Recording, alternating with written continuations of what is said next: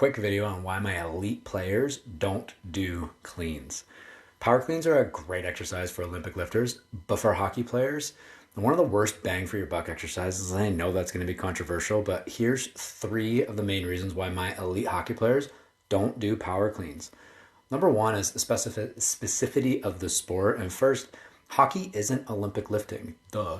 Cleans train bilateral or both legs, vertical based power, but hockey is a single leg, horizontal translating sport. And so if you think about it, skating stride, accelerating, battling, it's all done on one leg at a time and pushing horizontally. So why would we waste so much precious time in the summer, and we don't have a lot of it, mastering a movement that doesn't even match the way the sport is played? And so I know we can generate good power, but is it specific?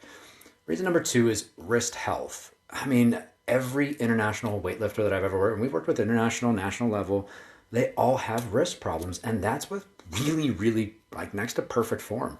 So imagine hockey players whose wrists are already under constant stress from shooting, stick handling, face-off, collisions, battling, etc. Adding cleans is just asking for trouble when we have to really work on that form. And honestly, every player that I've ever got to work with that are later in their life, they all say that they regret doing cleans because of the damage that it did to their wrists.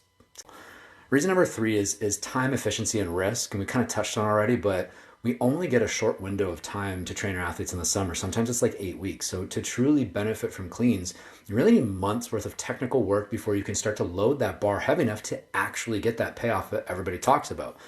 Most coaches then just rush their athletes in, they lift with sloppy form, and honestly, that leads to a lot of injuries doing cleans when I really think there's a way that we could use our time much more specific to develop speed and power.